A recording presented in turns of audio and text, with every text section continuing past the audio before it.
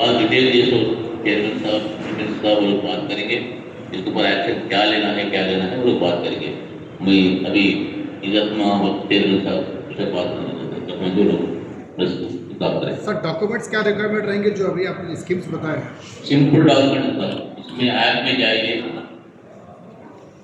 Below poverty first आधार card, जी second white card, अगर से white card नहीं भी है इनकम सर्टिफिकेट, मुस्लिम के लिए क्या सर्टिफिकेट जरूरत है, ये 2 वर्ष बैंक आधार नंबर, ये 3 वर्ष है। वो सिंपल है, ऐप में जाके आप फोन में कर सकते हैं, डाउनलोड कर सकते हैं, या तो आप जैसे क्लैरिटी देंगे वो इससे पहले। और बात जो पहले जो एप्लीकेशन थे बड़े लाख के 1 लाख के जो लाख गवर्नमेंट को थे पूरा क्लोज कर दिया, और मिशनों में जो 2.5 लाख 2 लाख अप्लाई किए थे वो लोग भी एम्प्लॉयमेंट में भी अप्लाई करने का चांस थे। तो लिहाजा आपको ट्रांसपेरेंट अच्छा है सिस्टम, या जैसे पे सब लोग जैसे पे करें। किसी का इनकम सर्टिफिकेट नहीं निकल रहा है तो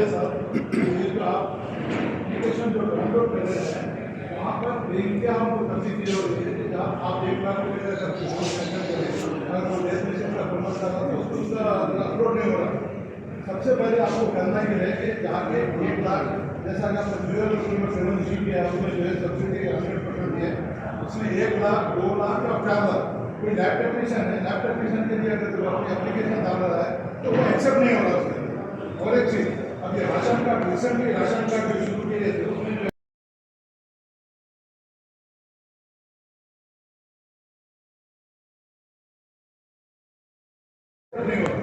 आप फौरी तौर पर जहाँ अपलोड होने एप्लीकेशन वहाँ पर गवर्नमेंट की जानब से किसी को रिक्रूट करके रहनुमाई करेंगे तो वरना देखिए मैं आपको सुनिए, वरना ये होगा कि आपने 7,000 करोड़ आप मुझे 850 करोड़ दिए। क्या मैं आपसे एक सवाल करना चाहता हूँ कि 7,000 करोड़ में से हमारे बेटे हैं 6,000 करोड़ से बात करना चाहूँगा कि हमारे बिजनेसमैन ये 850 करोड़ से इस मंत्र दिया गया है। तो मैं एजेंसी साहब ने भी आपसे भी गुजारिश करना चाहूँगा कि कम से कम 1,500 करोड़ चेयरमैन साहब को ज़्यादा से ज़्यादा पहले कंपनी को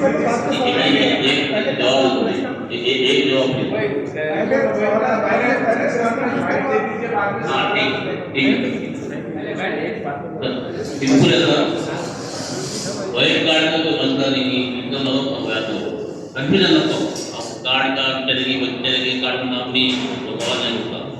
सेकंड ये as per population of the Telangana state वो लोग रेस ऑफ अमाउंट डिवाइड की और जितना आप अपने लिए ये कंटिन्यू प्रोसेस है। इसके लिए मैं व्यवस्था आपसे अपील करता हूँ, बड़े होटल में आप जितना हो सके तो लोग पहुँच जाइए।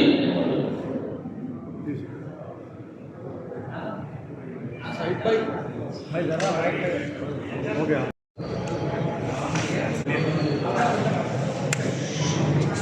आज आजाद हिंदुस्तान की तारीख में फिर एक बार इस मुल्क के असलियतों के लिए ब्लैक डे सियाह दिन हम महसूस करते हैं। मैं समझता हूं आज का दिन पिछले 40 साल में बाबरी मस्जिद के बाद आज का जितना बड़ा फ्लैग डे है शायद कोई नहीं। मरकजी हुकूमत फिर एक बार इस मुल्क के अक़लियतों को रोजगार के नाम पे, फलाह बहबूदी के नाम पे, उनको एम्पावर करने के नाम पे पार्लियामेंट के बीचों बीच जिसे हम जमहूरियत की मंदिर मस्जिद मानते हैं, उस पार्लियामेंट में आर्टिकल 25, आर्टिकल 26, आर्टिकल 29 का धज्जियां उड़ाते हुए मुसलमानों की मैशियत को कमजोर करने के लिए उनके फिर एक बार उसकी रीढ़ की हड्डी को तोड़ने का काम किया है। कल का जो वक्त तरमीमी बिल पार्लियामेंट में मरकजी हुकूमत ने पेश किया है उसकी हम पुरजोर हम मुखालिफत करते आए हैं, मुखालिफत कर रहे हैं, आगे भी हम मुखालिफत करेंगे। भले ही हमारी ताकत ऐवानों में नहीं होगी, लेकिन इस मुल्क का दस्तूर, इस मुल्क का आइन, पार्लियामेंट जमहूरियत, पार्लियामानी जमहूरियत हमको ये हुकूक दी है कि हम हर तरीके से इसका एहतजाज और इसके मुखालिफत कर सकते हैं, करे हैं, करेंगे। यकीनन आपकी ताकत ऐवानों में होगी, लेकिन हमारी ताकत सड़कों पे है। वक्त अमेंडमेंट बिल हो सकता है एक छोटी सी चीज दिख रही होगी, या फिर आपके लिए एक पॉलिटिकल खेल दिख रहा होगा, लेकिन ये मुसलमानों की सेंटिमेंट, इमोशन से जुड़ा हुआ मामला है। जो औकाफ की जायदादें हैं, पूरा तो औकाफ की है ना हुकूमत की है, वो अल्लाह की राह में दिए हुए अल्लाह की अमानतें हैं। यकीनन हम मानते हैं कुछ लोगों के जरिए वक्फ बोर्ड के जायदादों को नुकसान पहुंचाने की पिछले दौर में कोशिश की गई है, कोशिश और जो नुकसान हुआ भी है, लेकिन उसको एग्जाम्पल बता के मरकज की हुकूमत जो वक्त में अमेंडमेंट जो जायदादों के ऊपर अपने जो इंडस्ट्रियलिस्ट घराने हैं उनको फायदा पहुंचाने के लिए अपने माए बाप जो उनको जो उनकी पसपनाई कर रहे हैं, उनको जायदादें जमीनें लूट कर देने के लिए जो अमेंडमेंट बिल लाया गया है, उसको हम पुरजोर मुखालिफत करते हैं और उसको हम सियाह दिन के तौर पर आज का दिन हम देखते हैं। मैं हमारे पार्लियामेंट में हमारे लीडर ऑफ अपोजिशन जनाब राहुल गांधी जी का मैं बहुत बहुत शुक्रिया अदा करता हूं, जो उन्होंने इंडिया ब्लॉक को लीड कर तमाम इंडिया ब्लॉक के पार्टीज को कॉन्फ्रेंस में लेके जिस तरीके से इसकी पार्लियामेंट के ऐवान में मुखालिफत की है, मैं उसको सराहता हूं। और एक तो जमहूरियत का जो जमहूरियत में जिस तरीके से पार्लियामेंट्री डेमोक्रेसी की जो प्रैक्टिस है, उसको कल रात तक हम देखें, 2 बजे रात तक, 3 बजे रात तक, एक अच्छी मिसाल है।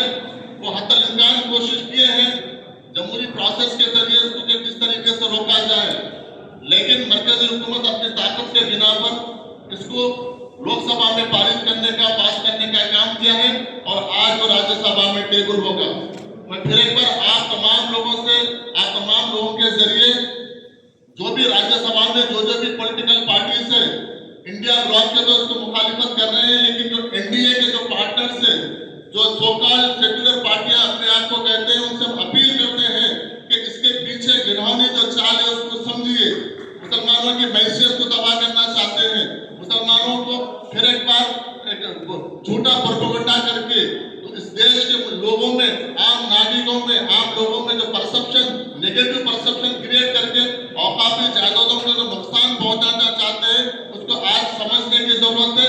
खास तौर पर एनडीए के पार्टनर चंद्रबाबू नायडू जी हो, चाहे वो नीतीश कुमार जी हो या फिर एनसीपी के अजीत पवार जी हो, इसको समझने की जरूरत है। अगर ये नहीं समझेंगे तो आप लोगों का नाम तारीख में लिखा जाएगा कि जिस टाइम पे वक्फ बोर्ड की तबाही हुई, उसमें आप भी उसके हिस्सेदार के तौर पर आपका तारीख में नाम लिखा जाएगा। मैं जिस तरीके से अमेंडमेंट लेकर आ रहे हैं, आप जिस दलील मरकजी हुकूमत के जानिब से कल पार्लियामेंट में जो दलाइल पेश किए गए हैं कि औकाफों की जायदाद का क्या इनकम आ रहा है, किस तरीके से आ रहे हैं, अगर आप सच्चे हैं, ईमानदार हैं, तो जायदादें जो वक्फ बोर्ड की जायदादें का काबिजीन है, उसको खाली करा के हुकूमत के जरिए, आपकी ताकत के जरिए खाली करा के वक्फ बोर्ड के हैंडओवर कीजिए। आज ज्यादातर जो अदलिया में केसेस चल रहे हैं वो रेवेन्यू डिपार्टमेंट से, हुकूमत से है। जब आपके हाथ में है तो क्यों आप वापस वक्फ बोर्ड को जायदादें नहीं दे रहे हो? तो इसके पीछे कहीं ना कहीं वक्फ के जायदादों के ऊपर आपकी नजर है। आप क्यों लिमिटेशन एक्ट हटा रहे हैं? आप क्यों बम्बई यूजर को हटा रहे हैं? आपकी जो नजरें हैं, जिस तरीके के बाबरी मस्जिद का शहीद करने का काम किए हैं, उसी तरीके से आपकी माइंड में, क्योंकि आर्टिकल 370 खत्म हो गया, बाबरी मस्जिद का इशू खत्म हो गया, आपको ट्रिपल तलाक का इशू खत्म हो गया, आपके पास अभी पॉलिटिकल एजेंडा कुछ नहीं है। लोग आपके पास रोजगार पूछ रहे हैं, तरक्की पूछ रहे हैं। आप पिछले 10 साल में जो वादे किए हैं, वो वादों को कितना अमल हुआ आपसे, वो आज इस देश की आवाम पूछ रही है, तो आप जवाब आपके पास नहीं है। फिर वापस आप हिंदू मुस्लिम का, मस्जिद मंदिर का, कम्युनल कार्ड कोशिश कर रही है कि मरकजी हुकूमत को मैं ये बात कह रहा हूँ कि ये औकाफ की जायदादें अल्लाह की अमानत है। ये जो मामला है आप अल्लाह की अदालत में, कोर्ट में आपको उठाना पड़ेगा, क्योंकि अल्लाह की मार में आवाज नहीं है। चाहे अल्लाह हो, भगवान हो, आप भगवान को मानते हैं, हम अल्लाह को मानते हैं, दो भी एक है। अगर आप इस तरीके से मुसलमानों को लूटने का काम करेंगे, औकाफी जायदादों को बर्खास्त करने का काम करेंगे, मुसलमानों की तरक्की के नाम पर मुसलमानों की इकोनॉमी को खत्म करने की कोशिश करेंगे, तो यकीनन अल्लाह की मार में देर है लेकिन अंधेर नहीं है। इसलिए आपको समझने की जरूरत है। एक बात आप देखिए, जब अगर लिमिटेशन एक्ट अगर वक्फ बोर्ड में गलत है तो फिर एंडोमेंट में क्यों सही है, मैं पूछना चाहता हूँ मरकजी हुकूमत से। अगर वक्फ बाय यूजर अगर वक्फ बोर्ड में अगर है तो क्यों हिंदू एंडोमेंट में ये चीज सही है, मैं आपको पूछना चाहता हूँ। ट्रिब्यूनल में अगर एक जिले स्तर का, जिले लेवल का अगर जज अगर ट्रिब्यूनल में होता है तो आप उसको रिटायर्ड जज का प्रोविजन लाए, इसमें आप इसके पीछे आपका क्या है। अगर आपको एम्पावर करना है तो हमारा पहले से मुतालबा है कि आप जुडिशरी पावर्स दीजिए। अगर आप वक्फ बोर्ड को बचाना चाहते हैं तो आप जुडिशरी पावर्स दीजिए।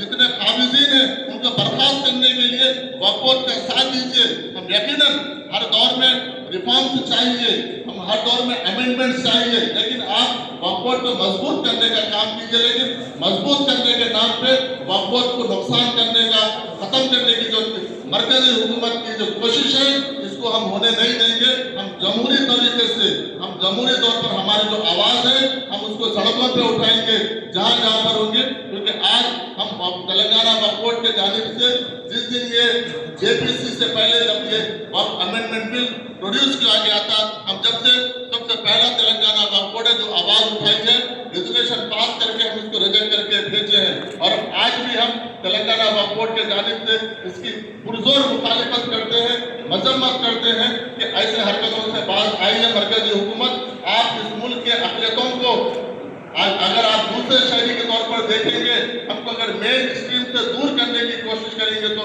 मुल्क तरक्की के राह पे नहीं जाएगा। आपका जो सपना है सबका विकास, सबका साथ सबका विकास, आज हम सबका साथ सबका विकास हम पूछ रहे हैं तो हमें कभी ट्रिपल तलाक के नाम पर, कभी हमको वक्फ के नाम पर, कभी खाने के नाम पर और अलग अलग तरीके से हमको उलझाकर हमको हमारे सवालों से आपको टालने की कोशिश कर रहे हैं। आप जिस तरीके से वक्फ बोर्ड के अमेंडमेंट के लेके आप जो इस देश में एक माहौल बनाए हैं, जो नेगेटिव परसेप्शन क्रिएट की है, आप इसकी खुली मिसाल है। जब ट्रिपल तलाक की जब बात आई थी, इसी तरीके से आप लोगों ने प्रोपेगेंडा किया था कि मुसलमानों के खवातीन के साथ इस तरीके से हो रहा। मैं आज मरकजी हुकूमत को पूछना चाहता हूँ कि ट्रिपल तलाक में आप जब बिल लेके आए हैं, कानून बनाए, उसके बाद से ऐसे कितने केसेस आपके सामने आए बताइए। ये सब झूठ का प्रोपेगेंडा है, ये जायदादों को लूटने का। आप अपने जो घराने, जो कारपोरेट घराने, उनको फायदा पहुंचाने के लिए जो आपके पास जो कब्जा करके रखे हुए आप लोग हजारों एकड़ जमीन को बचाने के लिए लिमिटेशन एक्ट को खत्म करने की कोशिश कर रहे हैं। मैं ये पूछना चाहता हूँ कि आपके मठों में, आपके मंदिरों में, आपके चर्च में किसी गैर मुसलमान को आप मेंबर बनाएंगे क्या आपके बोर्ड में? बताइए। जब वहां पर आप नहीं बना सकते हैं तो क्यों वक्फ बोर्ड में आप नॉन मुस्लिम को बोर्ड में मेंबर बनाने का प्रोविजन लेके आए? आप क्यों डेमोक्रेटिक प्रोसेस को, क्योंकि हिंदुस्तान एक डेमोक्रेटिक कंट्री है, वक्फ बोर्ड का जो चयन होता है वो डेमोक्रेटिक प्रोसेस से, इलेक्टेड प्रोसेस से होता है, लेकिन आप क्यों ये डेमोक्रेटिक प्रोसेस को खत्म करके आप अपॉइंटिंग सिस्टम लाने की आपका क्या मंशा है? आप अपने लोगों को बिठा के वक्फ बोर्ड में लूट करना चाहते हैं। मैं आज इस बात को मैं तेलंगाना वक्फ बोर्ड के हैसियत से मैं आपके सामने ये बात रख रहा हूँ। यकीनन मैं मानता हूँ पिछले दौर में वक्फ बोर्ड में नुकसान हुआ है, लेकिन आज आप उसको सरकारी लूट बनाने के चक्कर में, सरकार कलेक्टर आपका आदमी है, आप सरकारी तौर पर आप लूटने का काम करेंगे बिल के बाद। हम तो पहले छोटे छोटे लोग या कारपोरेट लोग या लैंड ग्राबर्स लूटे होंगे, लेकिन अगर वक्फ बिल पास होने के बाद सरकार वक्फ बोर्ड की जमीनों को लूटेगी। इसके हम पुरजोर मुसम्मत करते हैं। हम तमाम कारपोरेशन के चेयरमैन, हमारे बीच और 3 चेयरमैन अपने जाति विश्वास के बिना पर, काम की बिना पर वो नहीं पहुंचे हैं, लेकिन तमाम लोगों को इन्वाइट किए थे। हम सब लोग एकजुट होके इस बिल की हम जो पार्लियामेंट में, लोकसभा में पास हुआ है, हम इसकी मजम्मत करते हैं, मुखालिफत करते हैं और तमाम पॉलिटिकल पार्टीज से हम रिक्वेस्ट अपील करते हैं कि अभी भी है आप राज्यसभा में इसको रोकने का काम कीजिए।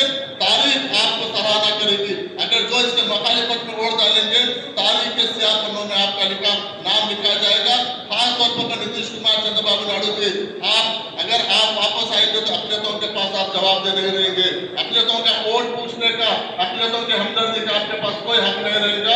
इसलिए मैं आपको फिर एक बार मैं आपको आगाह करता हूं कि आप अभी भी समझ जाइए, आप अपनी पॉलिटिकल रोटियों के लिए, सेंट्रल गवर्नमेंट के फंड के लिए आप इस मुल्क के आपके पास 10% अक़लियत है तो आंध्र प्रदेश में उनको उनका आप कुर्बानी देने का काम कर रहे हैं, बहुत गलत कर रहे हैं। इसलिए फिर एक बार मैं तमाम अपोजिशन पार्टी का मैं शुक्रिया अदा करता हूं जो एकजुट होकर कल इस बिल के मुखालिफत में खड़े हैं। और मैं हमारे तेलंगाना के चीफ मिनिस्टर रेवंत रेड्डी साहब का भी शुक्रिया अदा करता हूं कि हर वक्त इस बिल की मुखालिफत की है और हर वक्त हमको ये बताया कि आप इसकी वक्फ के जानिब के आप कहीं पर भी जो भी इसकी मुखालिफत में आप लोग खड़े होंगे, हुकूमत के जानिब से सीएम के नाते मैं और डिप्टी सीएम साहब हम लोग आपके साथ खड़े हैं। वक्फ बोर्ड का जो भी आप फैसला रहेगा हम आपके साथ खड़े हैं। इसलिए तेलंगाना का वक्फ बोर्ड फिर एक बार इसको पुरजोर मुजम्मत करता है। तमाम चेयरमैन और एमएलसी साहब के साथ हम इसकी मुखालिफत और इसकी मुजम्मत करते हैं। बहुत बहुत शुक्रिया। एमएलसी साहब बात करेंगे। दूसरी बार डेवलपमेंट की बात अभी चेयरमैन साहब ने कहा कि जो स्कीम है उसके लिए ये बताने की कोशिश है कि हमारी state government welfare oriented program को काफ़ी अहमियत दे रही है। इसीलिए ये स्कीम दी गई है राज्य युवा विकास में, उसमें 840 करोड़ रुपये मुसलमानों के वास्ते या माइनॉरिटी के वास्ते दिए गए हैं। तो उसके स्कीम के जो अगराज और मकासद है जो जिसके ऊपर अमल होगा उसकी आप वाज़ेह तौर पर वजाहत कर चुके हैं। कहा सवाल वक्फ बिल का, तो ये कहूँगा कि वक्फ बिल के ऊपर जैसा जिस तरीके से वक्फ बिल को लाया गया है या अभी जिस तरह अजमतुल्लाह हुसैन ने कहा कि तरीके से एक तरीके से हिंदुस्तानियों को बांटने की एक कोशिश हो रही है। कभी ट्रिपल तलाक के नाम पे हुआ, कभी कपड़ा बनाने की कोशिश हुई, कभी खाने के ऊपर बात हुई। तो एक तरीके से हिंदुओं में और मुसलमानों में एक डिवाइड करने की पॉलिसी के ऊपर बीजेपी हुकूमत अमल करने की। कहा सवाल वक्फ बिल की मुखालिफत का, जो मशहूर शेर है कि मेरा कातिल ही मेरा मुल्ज़िम है, क्या मेरे हक़ में फैसला देगा। तो पहले से ही आप कभी 80-20 की बात करें, कभी दाढ़ी टोपी की बात करें, कभी खाने को लेकर मसला बनाएं। अब जिस तरीके से ये बात हो रही है, या अगर उनकी बातों पे भरोसा करें तो कब ये चीज़ कौन सी चीज़ पे भरोसा करें। आप ये कह रहे हैं कि अक़लियती महबूब के वज़ीर किरण रिजिजू कहते हैं कि हिंदुस्तान अक़लियतों के वास्ते सबसे महफूज मुकाम है। अगर महफूज मुकाम है तो फिर आप अरुणाचल प्रदेश के हैं, वहाँ पे अरुणाचल प्रदेश में चाइना आपके पास आ जा रहा, वहाँ पे वो ज़मीन की बात नहीं कर रहे हैं, क्या वक्फ बोर्ड की बात कर रहे हैं। और वक्फ बोर्ड की बात आप कर रहे हैं तो आप किस हैसियत से, क्या भरोसे पे हम आप पे क्या भरोसा करना कि आप वक्फ बोर्ड की जो बिल लाए हैं वो वक्फ बोर्ड का तहफ़्फ़ुज़ करेंगे, जबकि आपकी पॉलिसी आए जब से 2014 से 2024 तक हर वक्त अक़लियतों के मुखालिफ रही है। तो इसमें कोई नई बात नहीं है कि उन्होंने लाना और हम ये तस्वुर करके काबू में चलाइए। देखिए जमहूरियत है, जमहूरियत में सर गिने जाते हैं। पार्लियामेंट में अगर के इंडिया ब्लॉक का इंतजाम कम थी, मगर इंडिया ब्लॉक ने मुत्तहिदा तौर पे इसकी मुखालिफत की। जबकि अगर आप एनडीए देखेंगे तो 293 में 288 इसमें वोट दिए हैं, 5 लोग वोट नहीं दिए हैं। राज्यसभा में लाने की जो जल्दी है, 2 दिन बाकी है और राज्यसभा के वाले उसको जल्द से जल्द मंजूर करने की कोशिश होगी। लेकिन मुखालिफत बहरहाल अक़लियतें हैं। आज मुसलमानों को टारगेट किया जा रहा है वक्फ बोर्ड के नाम पे। हो सकता है कि कल ये नेक्स्ट बदल के क्रिश्चियंस के इदारों को टारगेट करने की कोशिश हो सकती है। उसके बाद हो सकता है कि सिखों के ऊपर टारगेट करने की कोशिश हो सकती है। तो आज मैं ये बात यहाँ से ये बात वाज़ेह तौर पर कहता हूँ कि आज जितने भी अक़लियतें हैं, चाहे वो सिख हो, चाहे क्रिश्चियन हो, चाहे मुसलमान हो, हम सबको मुत्तहिदा तौर पर इसकी मुखालिफत करना चाहिए। और यहाँ से अगर मुखालिफत हम करेंगे तो आगे चल के उनका भी प्रयास हो सकता है। तो ये एक अब यहाँ से यही पैगाम देने की कोशिश करें। हम वक्फ बोर्ड की बिल की आज जो मंजूरी हुई है पार्लियामेंट में, उसके हम मुखालिफ हैं और हम मुसलमानों के तौर पे या माइनॉरिटीज के तौर पे एकजुट होने के बाद वादे कर देते हैं कि इसकी हम मुखालिफत करें। हाँ, लास्ट सवाल तमिलनाडु और कर्नाटका की तर्ज पर यहाँ पर भी हम लोग जाके चीफ मिनिस्टर तेलंगाना जनाब रेवंत रेड्डी साहब से मिल के असेंबली में इसकी रेजोल्यूशन ला के इसकी मुखालिफत के लिए यहाँ पे मंजूर करेंगे और इसको हम किसी तक भेज देंगे।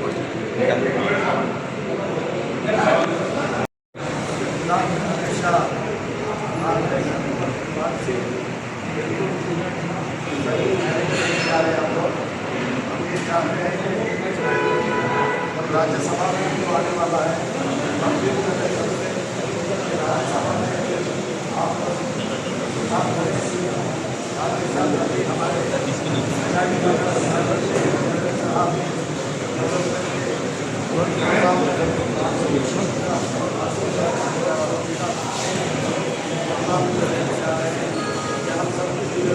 हमारे साथ आप लोग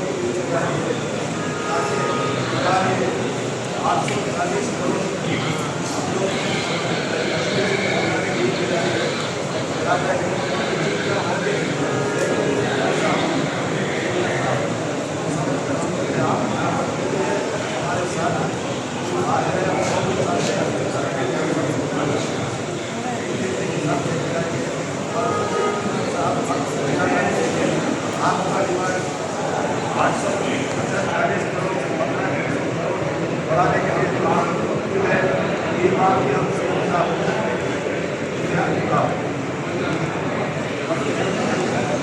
का जो नारा है कॉन्स्टिट्यूशन में जो हर मजहब को तहत रखते हुए जो सेकुलरिज्म कॉन्स्टिट्यूशन में लिखा गया है, आज उस चीज़ को मिटाने की पूरी तरह से साजिश चल रही है। उस साजिश में आप देख रहे हैं इस मुल्क में 25 करोड़ मुसलमानों का जो आइडेंटिफिकेशन है उसको मिटाने का ये एक तरीका उन्होंने अपनाया है। जैसा कि मेरे साथी लोग बोले, जो खाने पे पहले एक रेस्ट्रिक्शंस लगाया गया है, पहनने पे कपड़े पहनने पे क्वेश्चन लगाया गया है, तरह तरह के ट्रिपल तलाक ला के इन लोग ने, जैसे हिंदुस्तान के मुल्क 25 करोड़ मुसलमानों में इन लोग ने हालात बिगाड़ के जो रखे। और आप देख रहे हैं आने वाले दिनों में वक्त बिल जो लाके हमारे मुल्कों से जो जायदाद ये जो आ रही है, वक्त बिल जो वेलफेयर ऑफ माइनॉरिटीज़ के लिए यूसेज होना चाहिए, उस चीज़ को खतरे में एक बिल को लाकर उस चीज़ को खतरे में ढकलाया जा रहा है।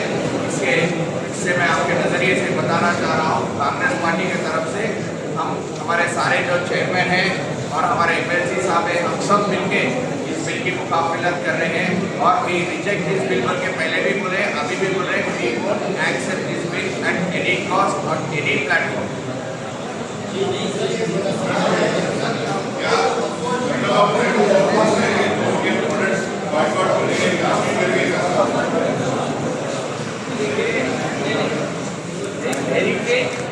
हेरिटेज चंद्रबाबू नायडू की कायम करता कंपनी है, मगर अब चंद्रबाबू नायडू का उसमें कोई हिस्सा बहुत माइनॉरिटी हो गया। उन लोग बेच दिया इलेक्शन से पहले 2014 में। तब चंद्रबाबू नायडू की नहीं है हेरिटेज। ईश्वर पियानी खरीदे थे, ईश्वर फ्यूचर ग्रुप वाले, उनका है अभी।